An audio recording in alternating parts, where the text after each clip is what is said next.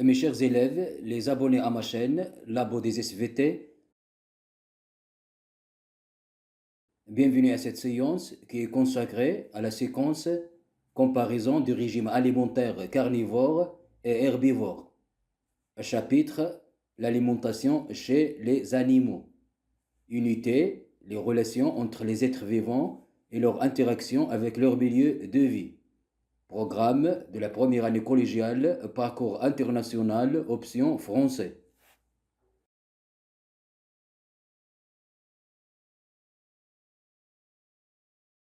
Mes chers élèves, les carnivores ou les zoophages consomment la viande ou la chair de leur proie, comme les félins, les rapaces, etc. Alors que les herbivores ou les phytophages consomment les végétaux et leurs produits, comme les bovidés, les rongeurs, etc. Mes chers élèves, pour découvrir les adaptations comportementales et organiques au régime alimentaire carnivore et au régime alimentaire herbivore, on va comparer le comportement, les organes et les structures alimentaires chez les carnivores comme le chat et chez les herbivores comme le lapin. Pour atteindre cet objectif, on va réaliser les activités suivantes.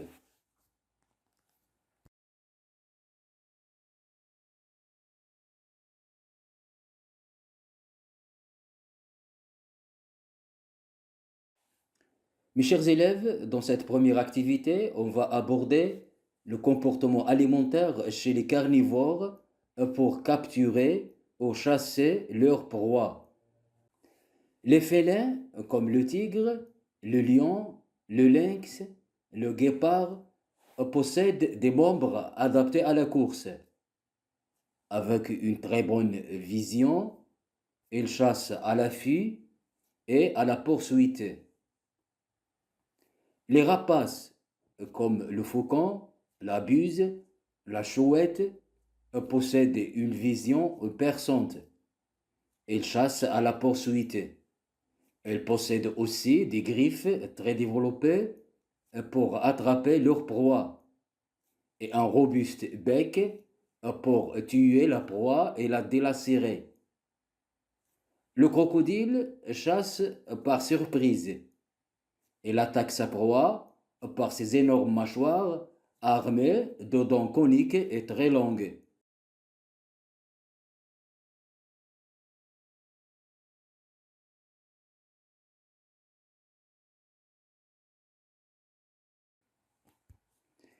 Et maintenant, on va découvrir les organes et les structures de l'accueil des aliments chez les herbivores vertébrés.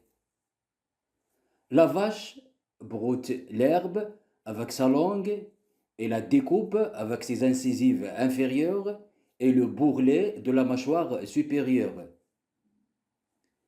L'écureuil prend les noisettes avec ses membres antérieurs et les casse avec ses incisives. L'éléphant cueille les herbes avec sa trompe. Le cheval broute les herbes avec ses lèvres, qu'il coupe ensuite avec ses incisives.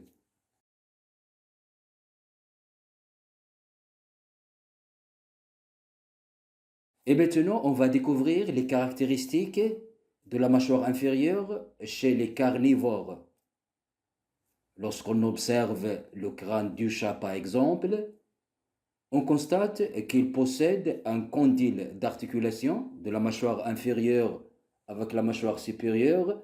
Cette condyle est allongée. Il ne permet que des mouvements verticaux de la mâchoire inférieure, à la manière des coups de ciseaux pour couper la viande. Et lorsqu'on observe le crâne de la vache, on constate que les herbivores possèdent un condyle d'articulation de la mâchoire inférieure sous forme arrondie. Elle permet des mouvements latéraux très importants de la mâchoire inférieure, à la manière d'un moulin pour écraser et broyer les herbes et les grains. Et maintenant, on va comparer la denture des carnivores et des herbivores. observant le crâne du chat et réalisant sa formule dentaire.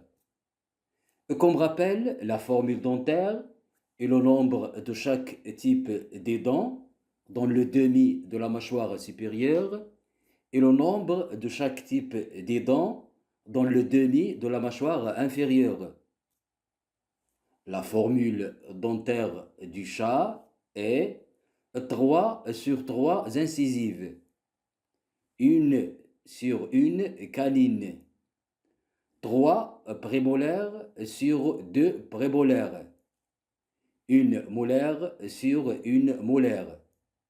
Le nombre total des dents chez le chat est de 30 dents. On constate que le chat possède tous les types des dents, c'est-à-dire les incisives, les canines et les molaires. Sa dentition est donc complète.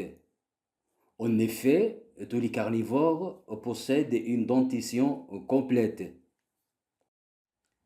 Et maintenant, on va réaliser la formule dentaire d'un herbivore qui est le lapin. La formule dentaire du lapin est 2 sur 1 incisive, 0 sur 0 canine, 3 sur 2 prémolaires, 3 sur 3 molaires. Le nombre total des dents chez le lapin est de 28 dents. Le lapin ne possède pas de canine. Sa dentition est donc incomplète. En effet, tous les herbivores ont une dentition incomplète. Et maintenant, on va comparer la forme et le rôle de chaque type des dents chez les carnivores et chez les herbivores.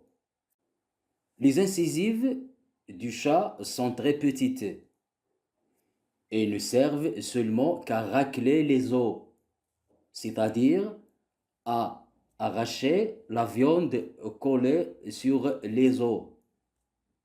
Par contre, les herbivores possèdent des incisives très développées. Elles servent à couper et à ronger les herbes, comme les incisives très développées typiques des rongeurs, comme le castor qui arrive même à couper des arbres avec ses incisives. Les carnivores possèdent des canines très développées. Elles servent à tuer et à déchirer leur proie. Par contre, les herbivores ne possèdent pas de canines. Les carnivores possèdent des molaires et des prémolaires pointues et tranchantes, comme une scie. Elles servent à couper la viande. C'est pour cela que les carnivores consomment la chair de leur proie, la tête inclinée du côté des molaires pour couper la viande. Alors que les herbivores possèdent des molaires et des prémolaires à surface plane, usée et montrant une table d'usure. Ces molaires et ces prémolaires permettent le broyage des aliments.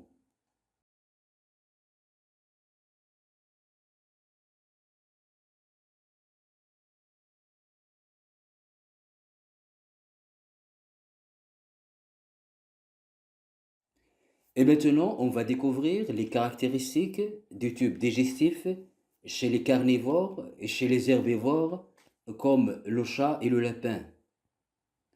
Le chat possède un large œsophage du fait que les carnivores avalent des morceaux de viande,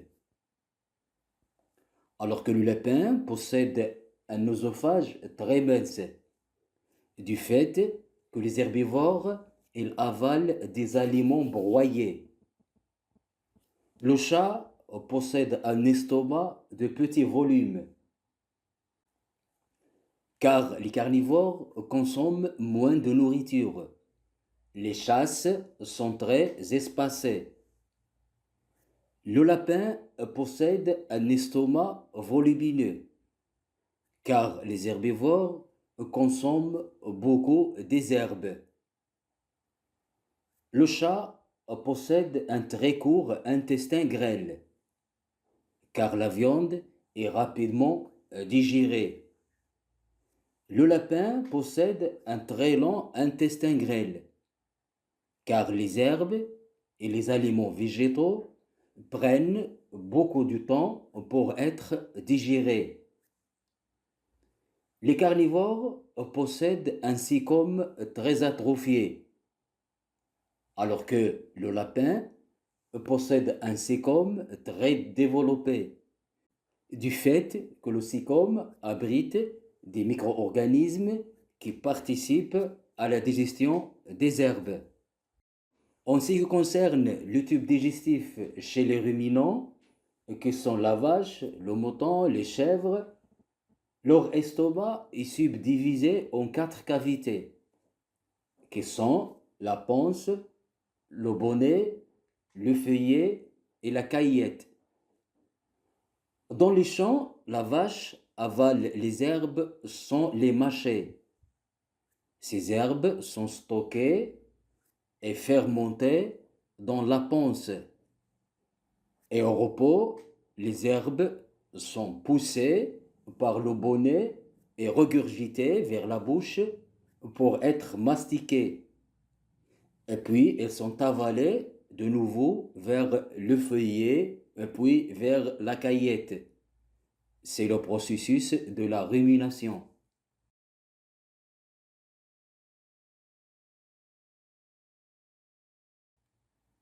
Mes chers élèves, on est arrivé à la fin de cette séance. Je vous invite à vous abonner à ma chaîne, Labo des SVT, comme j'attends vos observations pour améliorer ces productions pédagogiques. Merci et au revoir.